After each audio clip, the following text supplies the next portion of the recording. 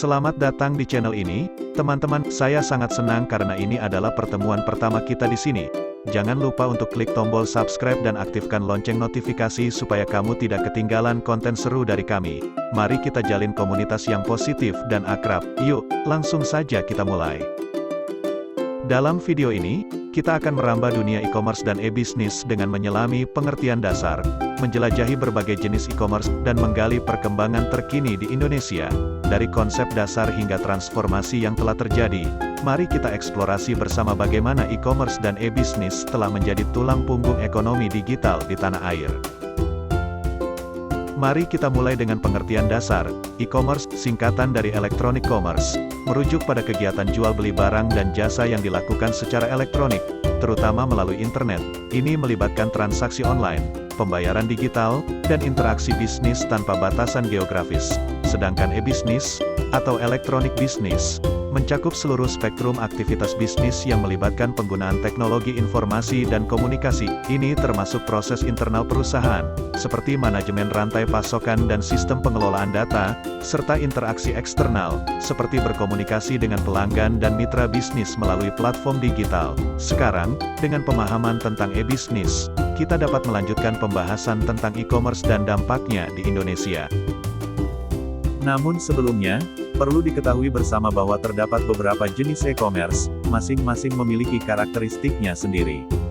Berikut adalah beberapa jenis e-commerce. 1. B2C, atau Business to Consumer. Transaksi antara bisnis dan konsumen. Contohnya, toko online yang menjual produk langsung kepada pelanggan. 2. B2B, atau Business to Business. Transaksi antara dua bisnis. Ini terjadi ketika suatu perusahaan membeli barang atau layanan dari pemasok untuk kebutuhan operasionalnya. 3. C2C, atau Consumer to Consumer. Transaksi antara konsumen dengan konsumen lainnya. Situs lelang online adalah contoh C2C, di mana konsumen menjual produk kepada konsumen lain. 4. C2B, atau Consumer to Business. Model di mana konsumen menawarkan produk atau layanan kepada bisnis. Contohnya adalah influencer yang menawarkan kerjasama kepada merek. 5. G2C, atau Government to Consumer. Transaksi antara pemerintah dan individu. Misalnya, pembayaran pajak online atau layanan pemerintah online lainnya. 6. G2B atau Government to Business. Transaksi antara pemerintah dan bisnis. Contohnya adalah pembelian produk atau layanan pemerintah dari pemasok bisnis. 7.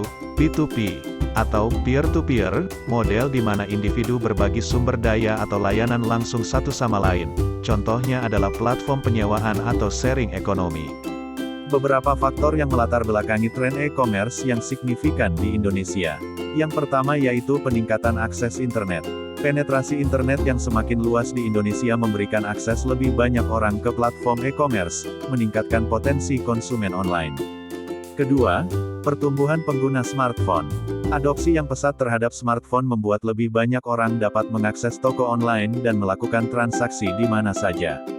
Dari kedua hal tersebut, menyebabkan terjadinya perubahan gaya hidup konsumen. Perubahan preferensi konsumen menuju gaya hidup yang lebih sibuk dan digital, membuat e-commerce menjadi opsi belanja yang lebih nyaman.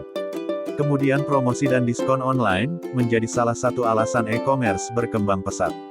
Promosi online, diskon eksklusif, dan penawaran khusus yang sering ditemui di platform e-commerce telah menjadi daya tarik yang signifikan.